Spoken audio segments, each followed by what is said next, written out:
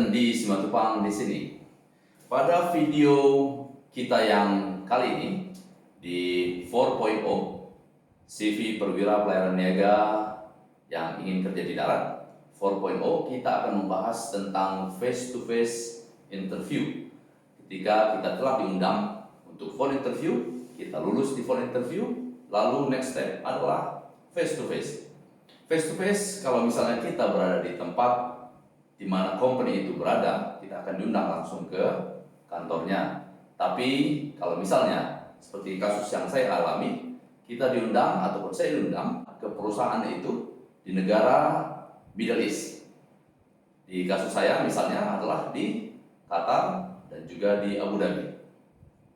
Jadi yang perlu diperhatikan ketika kita telah menerima face-to-face invitation adalah pastikan satu, bahwa undangan invitation untuk face-to-face itu adalah asli. Jadi jangan sampai tertipu karena banyak kasus yang terjadi ketika kita diundang, kita mendapatkan email dari suatu perusahaan misalnya, dan kita diminta untuk mengirimkan uang untuk visa dan juga tiket. Hati-hati, banyak kasus yang telah saya dengar dari kawan-kawan yang pernah menerima email tersebut. Mereka mengklarifikasi ke saya, mengatakan bahwa apakah undangan dari perusahaan oil and gas ini asli atau tidak.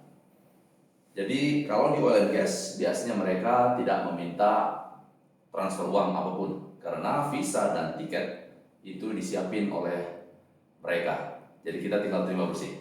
Kita disiapin visa dan juga tiket, bahkan hotel di bintang 4 dan 5 tergantung posisi di mana Anda akan diinterview nantinya. Jadi itu harus diingat. Dan juga harus diingat bahwa atur jadwal untuk face to face yang cocok dengan kita. Misalnya kita masih ada kerjaan penting di perusahaan kita masih bekerja sekarang misalnya. Jadi kita harus bernegosiasi dengan perusahaan itu untuk menentukan jadwal yang tepat untuk kita mengadakan face to face interview.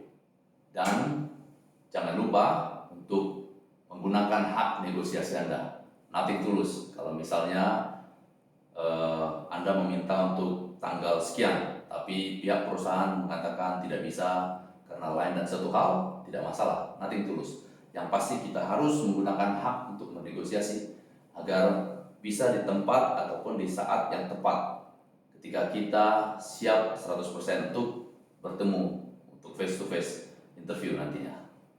Jadi sebelum berangkat, pastikan paspor Anda valid lebih dari 6 bulan, karena itu salah satu aturan dari imigrasi. Biasanya mereka menginginkan lebih dari 6 bulan aktif, dan visa telah disiapin oleh perusahaan yang mengundang kita untuk face to face, dan tiket pesawat dan juga hotel. Biasanya kita diundang di situ untuk stay 1 atau 2 malam tergantung dari jadwal interview kita nantinya.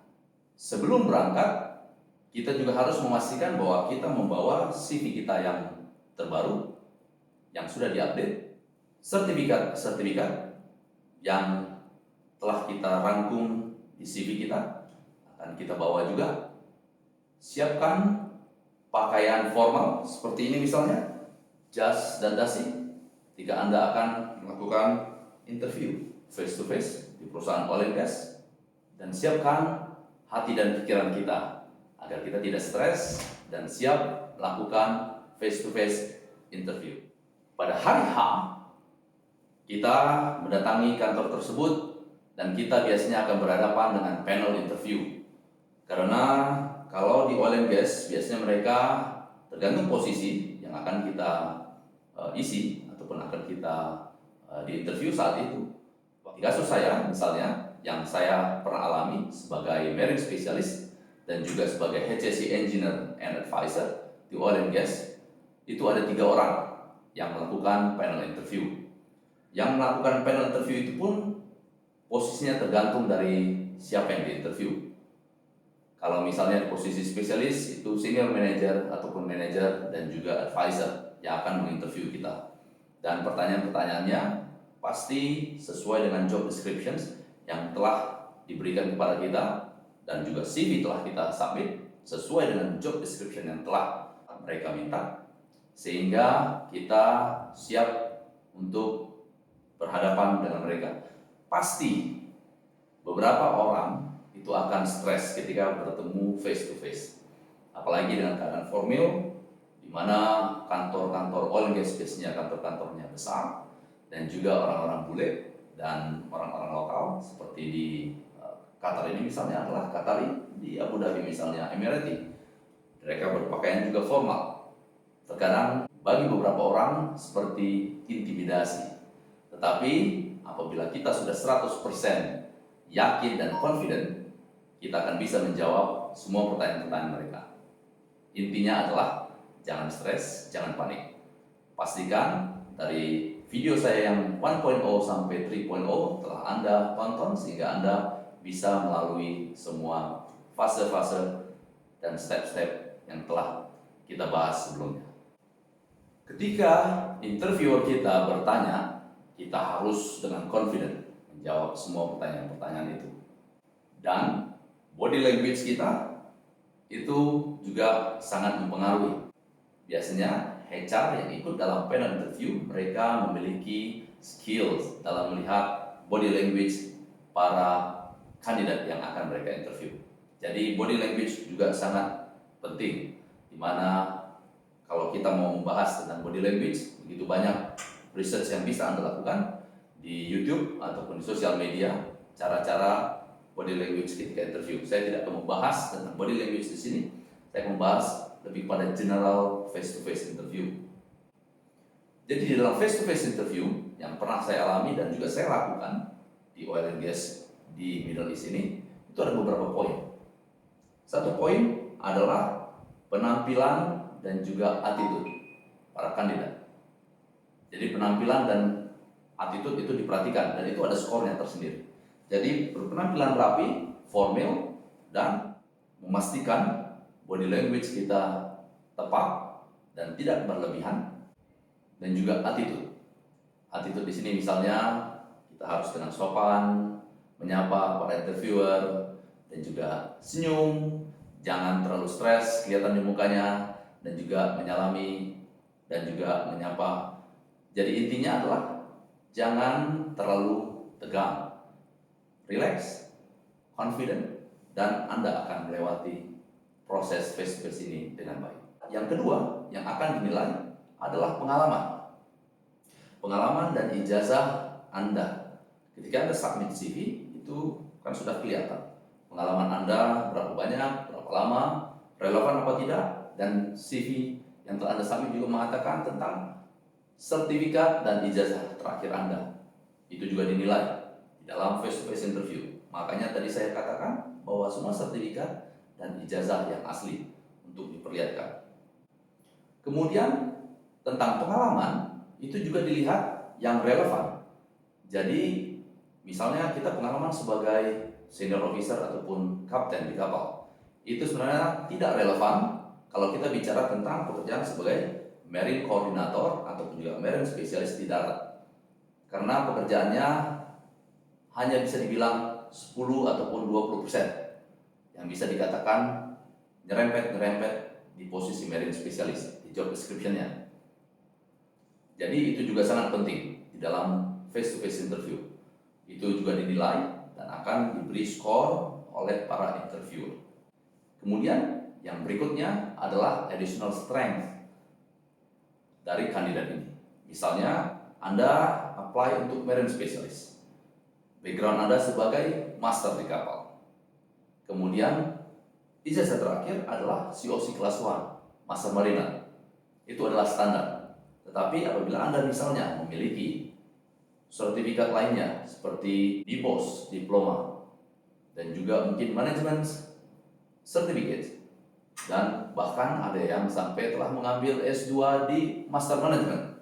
Itu sebagai additional strength ketika kita apply untuk kerja di darat. Jadi poin-poin itu juga sangat penting ketika Anda melakukan face-to-face interview dengan para interviewer Anda. Pastikan semua strength Anda itu Anda keluarkan dan Anda tunjukkan. Di situ adalah showcase Anda. Itulah tempat untuk Anda show off bahwa Anda bisa melakukan pekerjaan ini dan Anda adalah orang yang tepat. Kemudian ada juga poin interpersonal skills ataupun soft skills. Bisa dilihat ketika Anda berbicara, bernegosiasi, dan dari pengalaman Anda. Itu akan dinilai oleh para interviewer Anda di panel interview ini. Dan terakhir, untuk posisi-posisi di oil and gas di Middle East ini, biasanya ada satu poin yang juga cukup penting, adalah willing to coach and develop local people. Jadi, misalnya di UAE ataupun di Abu Dhabi, jadi ada engineer-engineer muda yang baru lulus dari universitas lokal ataupun luar negeri. Mereka akan datang ke perusahaan kita di oil and gas ini, dan kita akan meng-coach mereka, kita akan mendevelop mereka. Dan itu juga dinilai dari kesanggupan kita untuk meng-coach, ataupun juga willingness kita untuk mendevelop mereka. Sebagai engineer muda, nanti kedepannya akan memiliki posisi-posisi tinggi di oil and gas di negara mereka ini. Jadi, dari poin-poin yang di atas yang telah saya sebutkan tadi, itu akan diberi nilai skor dari 0 ataupun 0 sampai 100. Dari semua poin-poin itu akan dijumlahkan dan akan mendapatkan average, dan average itulah akan nilai akhir kita ketika kita selesai di interview face-to-face nantinya. Jadi pastikan bahwa dari semua poin-poin itu skor Anda selalu up to maximum, if possible 100%. Jadi ketika di average, skor Anda itu tidak kurang dari 90%. Karena biasanya mereka yang telah di-interview face-to-face, skor-skor yang di bawah 90 itu dijadikan second option. Dan orang-orang yang di atas 90 itu jadi first option untuk diberikan job offer dan juga salary package nantinya. Dan dalam step berikutnya, ketika kita diberikan job offer dan juga salary package, itu ada lagi teknik untuk bernegosiasi agar kita mendapatkan nilai maksimum. Jadi jangan lupa untuk tetap ikuti video ini, di mana kita akan membahas tentang bagaimana cara menerima salary offer dan bernegosiasi dengan salary package kita di video saya berikutnya, video 5.0, di mana kita akan membahas tentang salary package dan juga job offer. Sampai jumpa kembali. Salam perwira dan profesional muda Indonesia. Thanks for watching. Dan jangan lupa untuk like, comment, dan juga subscribe. Jangan lupa untuk like, comment, dan subscribe.